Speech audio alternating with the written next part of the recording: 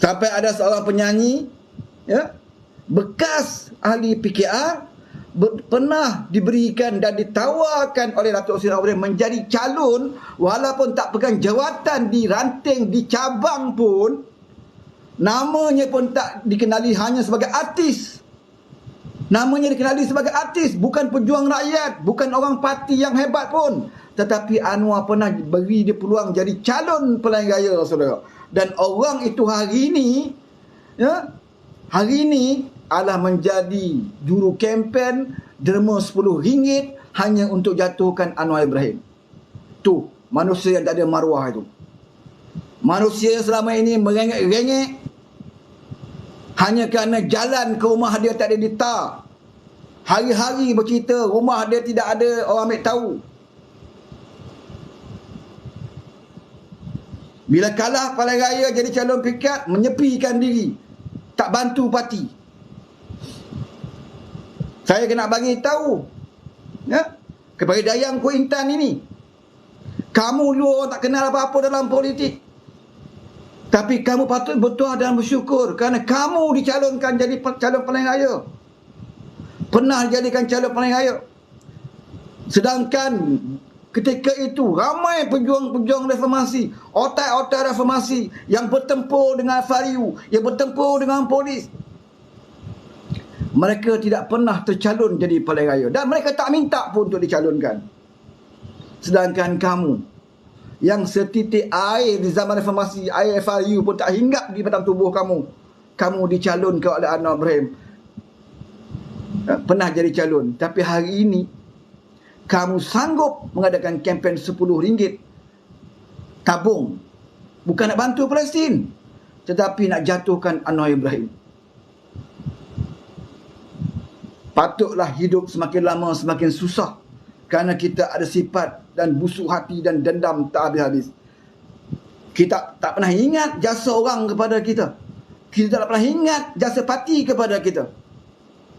Tetapi kita hanya, ya, menentang kerana keinginan, kemuan peribadi kita tidak diikuti. Marah kerana orang tak ambil tahu tentang kehidupan kita. Hari ini, apakah dia hidup senang? Saya nak bagi tahu Dayang Kuintan, kamu kutiplah RM10 ke RM20 tabung Milo kamu tu. Kamu promote lah kutipan dana RM10 itu untuk menjatuh PMX. Cuma saya nak bagi tahu Dayang Kuintan, kalau duitlah alasan, kalau duitlah boleh menyebabkan Anwar Ibrahim itu tumbang, kamu sebenarnya silap, wahai Dayang Kuintan. Kalau duit menjadi faktor untuk menewaskan Anwar Ibrahim, Anwar hari ini tidak jadi Perdana Menteri. Anwar dah lama terkubur dalam politik kalau duit itu boleh menewaskan dia. Kerana musuh-musuh Anwar Ibrahim ini terdiri daripada taikun-taikun, tokeh-tokeh besar, Tun, Daim dan geng-geng dia. Kroni-kroni ini bukan orang macam kamu Dayang Kuintan yang jual tayar buruk ini. Dia orang taikun, orang besar, orang hebat. Kroni-kroni mereka bukan bilianer lagi. Lebih daripada itu. Orang inilah selama ini menjadi musuh Anwar Ibrahim. Tetapi mereka gagal untuk menjatuhkan politik, kerjaya politik Anwar Ibrahim. Mereka ada wang banyak. Mereka bergabung di kalangan mereka. Tetapi mereka gagal menyekat Anwar Ibrahim. Setakat kamu kumpul RM10, nak jatuhkan Anwar Ibrahim, tak payahlah. Buang masa kamu. Lebih baik kamu gunakan duit itu, kamu tar jalan ke rumah kamu yang selama ini kamu merengek-rengek mengatakan kamu susah. Ataupun kalau nak pahala RM10 itu hantar ke Palestin, kamu dapat pahala. Tetapi kalau dengan mengumpul duit RM10 nak jatuh ke Anwar Ibrahim, satu kerja yang sia-sia. Kerana Anwar telah diuji lebih hebat daripada itu. Kalau dia dulu tak ada kuasa, dia hanya orang biasa, ya, pemimpin biasa, pemimpin ketua pembangkang sahaja yang tidak pegang kuasa, itu pun orang tak boleh nak jatuhkan dia. Orang cuma boleh cederakan dia, ya. Orang cuma boleh tekan dia. tapi nak jatuhkan dia gagal sama sekali. Walaupun dilakukan orang yang paling hebat kononnya, iaitu Mahathir Mohamad. Dia cuma boleh ganggu Anwar Ibrahim, dia cuma boleh tekan Anwar Ibrahim. Fitnah dia, aibkan dia, pukul, sepak, tumbuk mata dia, masuk penjara. Kau tumbuk dia, kau sepak dia, jatuh, dia bangun, dia lawan. Kau tumbuk mata dia sebelah, dia ada satu mata lagi sebelah untuk lawan kamu. Kamu hantar dia dalam penjara, dia keluar penjara, dia lawan kamu. Sebab itu kamu gagal gunakan kekerasan dengan Anwar Ibrahim. Gunakan duit, tawarkan macam-macam, kamu juga gagal. Kalau dalam keadaan Anwar tak ada kuasa pun kamu gagal nak jatuhkan dia, bayangkan sekarang ini Anwar Ibrahim memegang kuasa.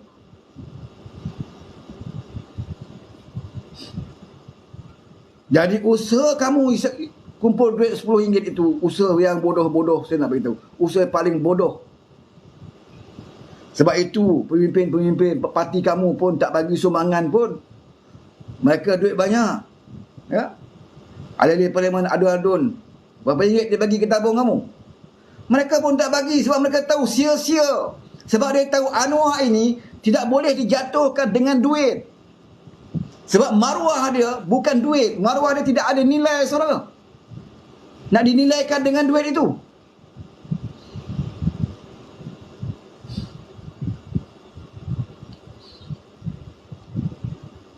Kalau Anwar boleh dibeli dengan duit ataupun ditumbangkan dengan duit, hari ini Anwar bukan Perdana Menteri. Mungkin Anwar dah hilang dalam politik negara. Kenapa dia masih relevan puluhan tahun?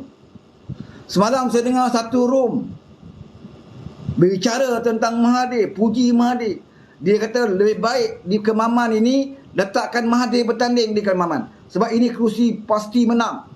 Dan bila Mahathir bertanding di Kemaman, Mahathir boleh berada dalam parlimen. Dan dia kata hanya Mahathir sajalah yang akan boleh berdepan dengan Anwar Ibrahim. Baru Anwar kecut perut kalau Mahathir ada dalam parlimen. Saya ketawa je dengar. Saya nak bagi tahu dah kepada puak-puak itu. Ya? Dan saya juga berharap, ikhlas saya kata, saya cukup berharap agar Mahathir memang jadi calon di Kemaman. Saya minta sangat Mahathir diletakkan sebagai calon di Kemaman. Dan saya nak tengok sendiri, cita-cita saya, impian saya nak tengok Mahathir dan Anwar bertempur secara bersemuka, one by one di dalam parlimen. Nak tengok di mana tahap Mahathir ketika itu. Selama ini boleh. Orang rasa dia hebat. Selama ni kamu gunakan kuasa kamu. Kamu gunakan jentera-jentera kerajaan untuk menganiaya, menzalimi Anwar Ibrahim. Tapi kalau kamu berada dalam parlimen, di situ baru kita lihat siapa Mahathir yang sebenarnya. Tanpa kuasa, gunakan hujah, berdepan dalam parlimen. Ini yang kita nak tengok. Pemuja-pemuja Mahathir kata apa? Dalam PN, dia sendiri pun cakap malam tadi dalam live dia. Dia sendiri pun kata dalam PN tak ada orang dah yang boleh lawan Anwar. Mahathir je yang Anwar takut.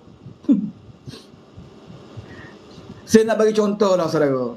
Ya? Selepas jatuhnya kerajaan PH, Mahathir masih lagi ahli parlimen. Betul? Langkawi. Waktu itu abah kau Perdana Menteri. Selepas itu Ismail Sabri sebelum PRU. Mahathir berada dalam parlimen.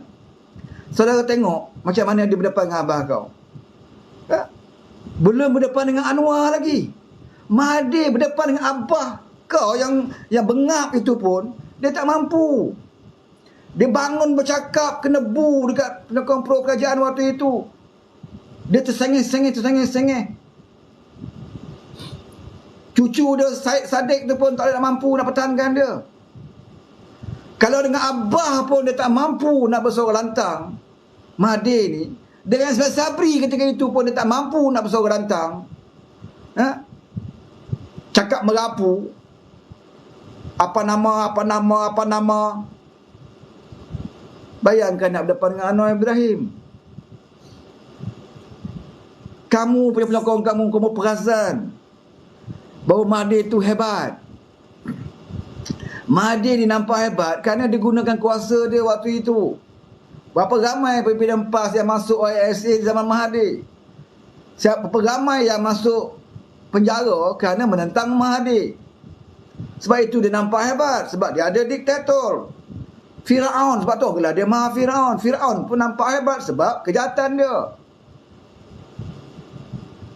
Kamal Atatürk pun dikenali seluruh dunia bukan kerana kebaikan, tetapi kerana kezaliman dia, penentangan dia tentang Islam.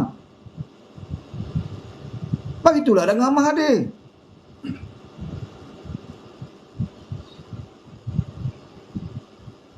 Pengampu-pengampu dia kata, oh, bagi peluang Mahathir bertanding di Parlimen. Baru Anwar tahu langit tinggi rendah bila berdepan dengan Mahathir. Kalau di Kelangkawi, ya, berdepan dengan orang tua yang menang baru-baru ni, yang macam Tok Mudin tu, itu pun Mahathir hilang deposit. Hilang deposit, saudara. Bukan sekat kalah, hilang deposit. Bukan sekat dia seorang, anak dia. Bukan sekat anak dia, saudara mara, cucu-cucu kerabat dah habis semua hilang deposit. Kalau dengan orang tua Langkawi tu, yang pernah mencadangkan MRT daripada Kuah ke Langkawi tu, yang itu pun Mahathir kalah hilang deposit. Kamu nak jodohkan Mahathir ni berdepan dengan Anwar Ibrahim? Kamu perasan? Dan saya rasa Mahathir mungkin tak terima tawaran itu. Kerana Mahathir ni dia bacul, dia tak akan berani berdepan dengan Anwar secara berdepan. Dia hanya berani bercakap dalam pentas politik atau pentas ceramah. Dia hanya boleh bercakap depan wartawan, membebel, menyalahkan Anwar. Tak tahu apa Anwar ni. Apa yang dia buat? Semenjak dia Perdana Menteri, apa yang dia buat? Tak nampak apa pun. Macam mana dia nak bagi pembangunan? Duit pun tak ada. Itu je pun. Itu hujah nak bawa orang parlimen. Okey. Ada sesiapa nak naik? Saya bagi ruang kepada anda kalau ada nak sembang-sembang sekejap. Selamat petang, Abang Wan. Selamat petang. Ya, saya sokong pandangan Abang Wan tu. Saya sokong 1% lah. Kalau dia ni saya nak kait dengan di Kemaman. Kalau di Kemaman dia letak Dr. Mahathir bertanding, InsyaAllah kemenangan memiliki PS dan BN. Sebab apa saya cakap sebab apa saya cakap macam tu, Abang Wan? Saya pun orang Terengganu. Jadi banyak kisah-kisah Mahathir ni telah buat pada rakyat Terengganu. Jadi dia ingat sampai hari ni. Jadi eloklah. Saya pun bersetuju kalau Zamzuri haji-haji ke nak calonkan Mahathir tu. Sangat setujulah. Letak dia. Tapi saya fikir orang PAS Kemaman takkan benar kan. Kita tahu panggil PAS ni, dia tak mudah nak bagi kerusi yang boleh menang kepada orang lain. Saya silap dia sama dia dah berebut je calon dah tu. Tapi Abang Wan, dia letak calon lain pun, kalau kita ikut keadaan semasa ni di Terengganu ni, hati rakyat sudah banyak yang sudah kecil hatilah dengan Menteri Besar Terengganu sekarang ni. Macam-macam isu dikeluarkan dalam minggu lepas kan, minggu sebelum ni lah kan. Saya rasa kalau parti Kerajaan Perpaduan bertanding di Kemaman, target kita naikkan jumlah undi saja dah kira hebat lah kan. Kalau kita boleh tingkatkan jumlah undi kan, sasaran naikkan jumlah undi saja dulu. InsyaAllah Abang Wan, benda tu akan berlaku Abang Wan. Cuma kita tak nak cakap besar. Yalah. Kita berdoa semoga. Azmi duduk Kemaman ke? Saya duduk di Kuala Besut. Oh, Kuala Besut. Kuala Besut tu kira orang kata kereta Kemaman tu pun kita tahulah sebab kita ada saudara mara kat sana. Kan? Betul. Jadi dia orang pun rasa dah tahu hati sebenarnya. Cuma hari tu bila mengundi hari tu banyak yang tersilap langkah. Banyak tersilap langkah. Tapi tak Ah, apalah, bab kata PMX, mana yang tak undi kita tu jangan marah dia. dia betul. Sebab dia belum tengok lagi macam mana pentadbiran kita berbulan baru kan. Dia Betul, belum betul, nak betul. nampak lagi. Jadi insya-Allah kalau manusia tu ada akal fikiran yang waras, apabila nampak kebaikan, dia akan sokonglah kebaikan. Ya, Tapi janganlah kita jual otak kita kepada lebay-lebay tu. ya. Kan? Tapi Ha, banyak yang saya duk tengok live-live sekarang ni yang tak betul sangat bila PMX perbentangan bajet. betul?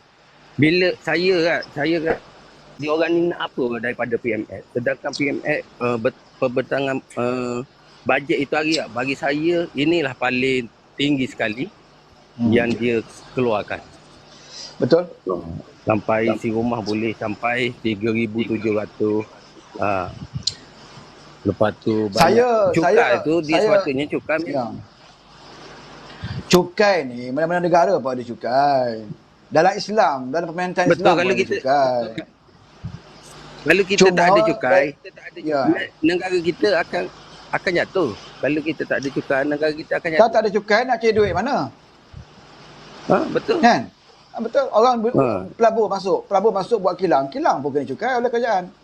Kan? Setiap industri pun ada cukai bayar pada kerajaan. Pencukaian tu adalah Betul. pendapatan negara. Cuma bezanya bagaimana pemimpin tu nak urus duit tu, nak urus duit cukai tu. Sampai ke Palestin. Kan? Saya nak bercakap sini bising ni sebenarnya. Yalah bawang bising sangat. Tapi itulah yang saya boleh katakan bawang. Saya sokong apa abang katakan tadi. Bagi saya sokonglah kerajaan hari ni. Okey, kita harapkan supaya lebih ramai lah memberikan sokongan pasal benda yang baik ni kan. Ya, betul. Kita tak kata kerajaan ini sempurna, tetapi dia lebih baik daripada sebelumnya. Itu je lah. Tak ada yang sempurna bawan. Siapa yang mengetah pun tak ada yang sempurna.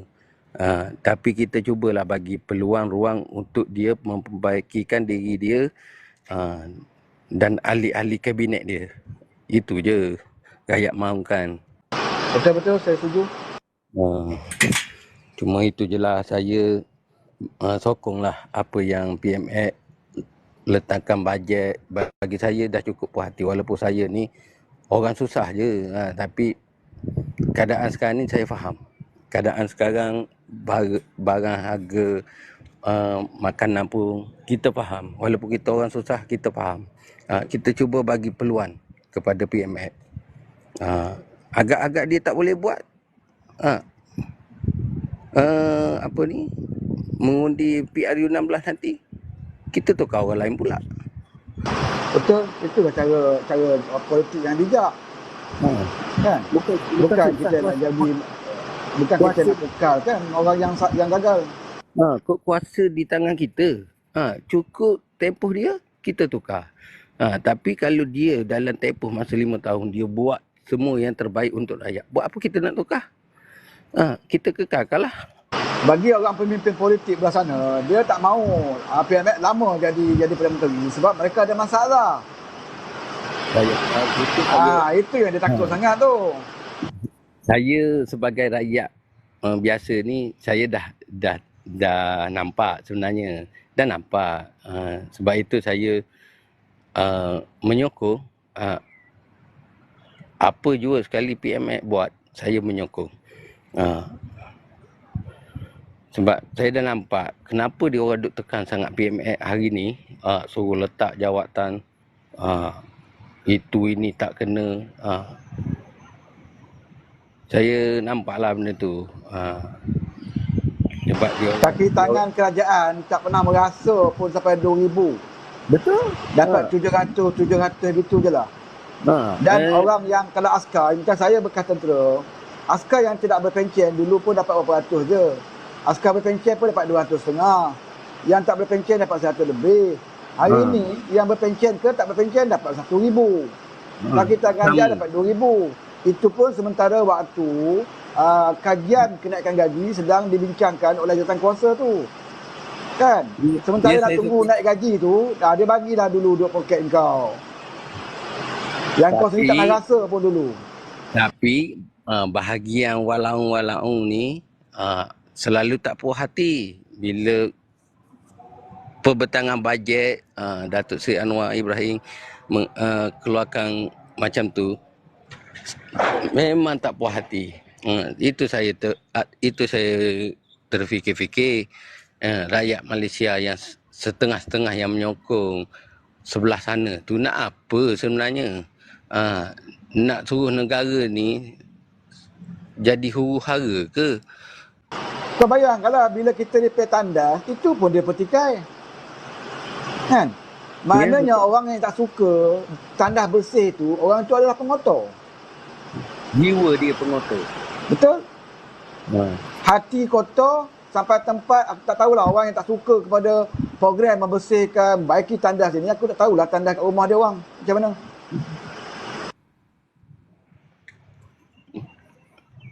Itulah saya boleh katakan, Abang Wan, saya doakan semoga PMF ni dipanjangkan umur, kan.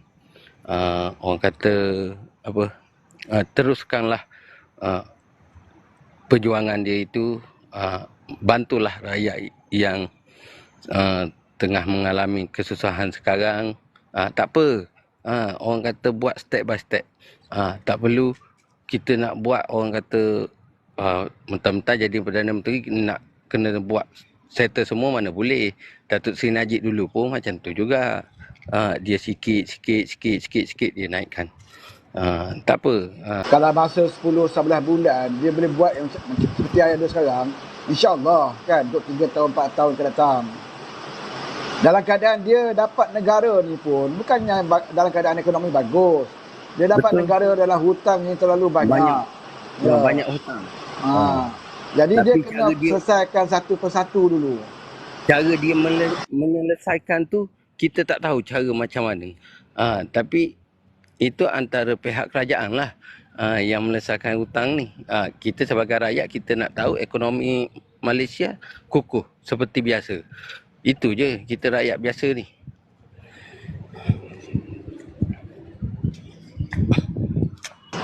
Sebab itu dia utamakan mana yang utama dulu. Target dia tahun ini adalah untuk nak settlekan masalah kemiskinan tegar dahulu kan.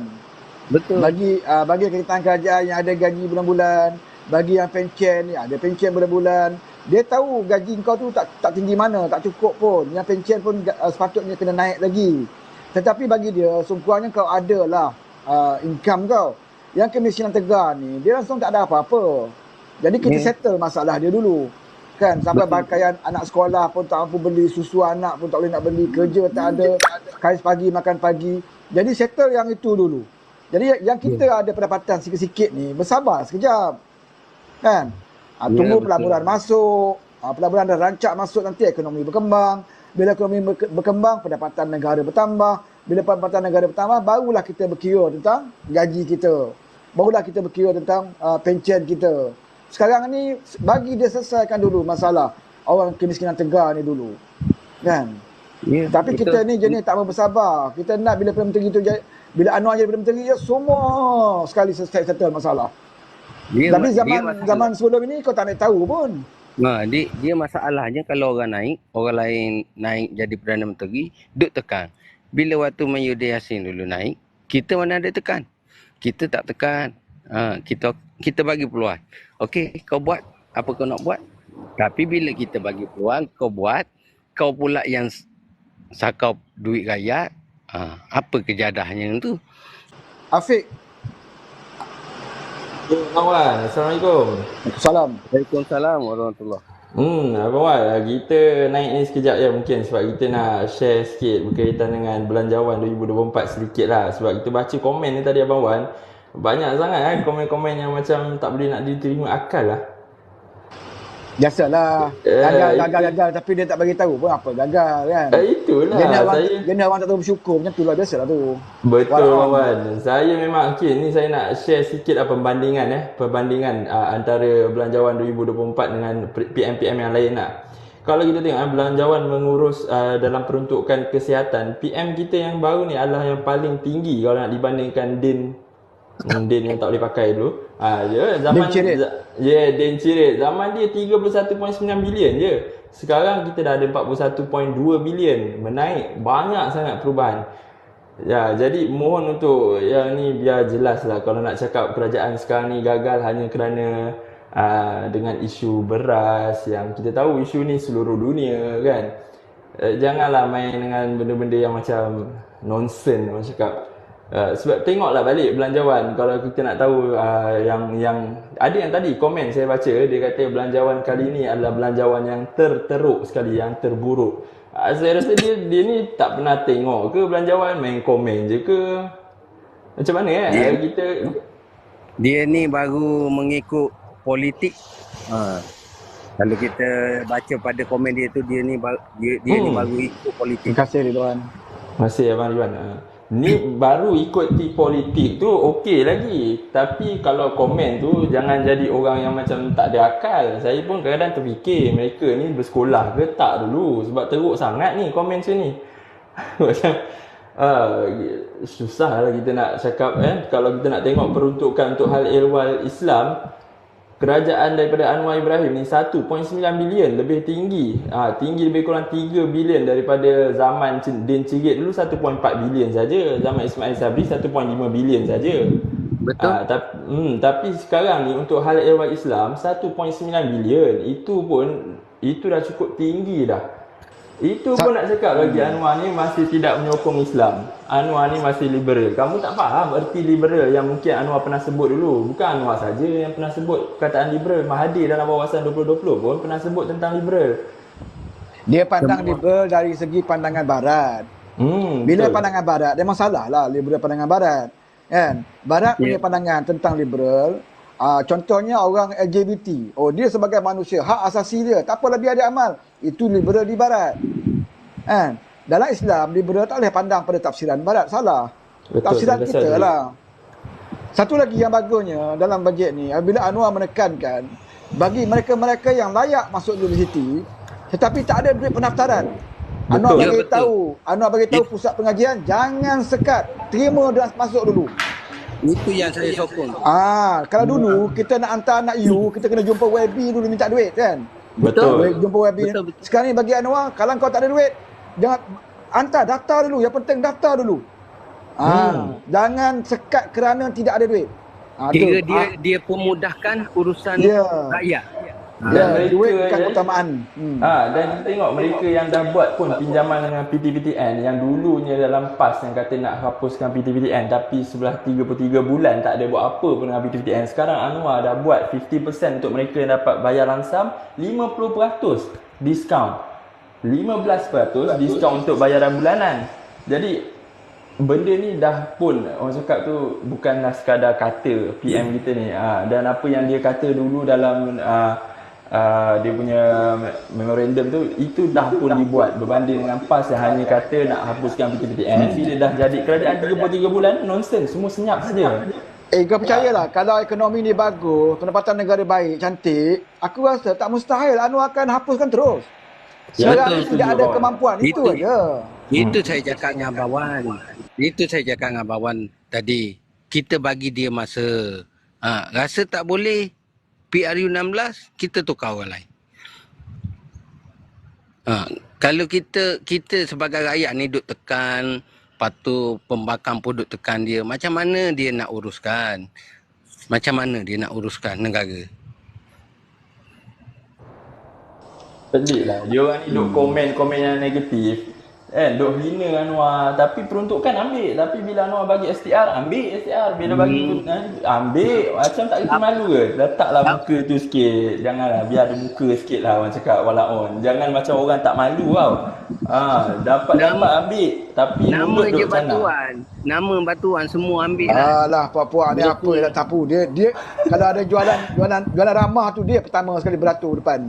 Betul. Ini salah satu daripada, sebab saya kat Johor, kita ada buat jualan rahmah yang baru ni. Akan datang di Permas Jaya dan 28 hari bulan ada di Pasir Gudang, insya-Allah. Ada je kawan-kawan saya yang sekompas datang juga jualan rahmah. Muka saya cakap lama tak nampak, sebab dia selalu komen yang bukan-bukan lah dalam kita punya TikTok ni kan. Bila jualan rahmah datang, tahu pun. Dia orang Johor ni satu saya puji kan. Saya pujilah. Orang Johor ni kalau bab-bab politik apa nak kecam-mengecam ni, dia bagus. Dia tak ada. Apa yang diletakkan oleh pihak ni kan, dia bagus orang Johor ni. Dia tak taksub. Dia tak, betul. Dia tak taksub sangat dengan politik. Dia memang ada lah pembangkang juga di Johor, tapi dia tidak taksub. Kan? Taklah teruk sangat. Dia tak teruk seperti negeri-negeri lain lah. Sampai nak pecah belah apa semua, gaduh semua kan. Ni Afiq dengan Azmi, saya nak tutup pasal saya Baik. saya nak ambil, saya nak ambil anak saya sekolah ni balik. Okey. Baik Abang Wan. Nanti jumpa lagi insya-Allah. Saya minta maaf pada kawan-kawan yang ada nak naik tu tadi. Saya tak payah naikkan lah pasal saya nak tutup. Dan terima kasih banyak. Terima kasih kepada yang bagi gift tadi. Terima kepada kasih kita. yang bagi betul. gift. Terima kasih Yang kat Andri. atas ni. Terima kasih banyak semoga dimudahkan rezeki. Okey. Minta maaf lain kali insya-Allah kita akan jumpa lagi dari masa. InsyaAllah. Jumpa lagi insya-Allah. Terima kasih semua. Assalamualaikum warahmatullahi wabarakatuh. Waalaikumsalam.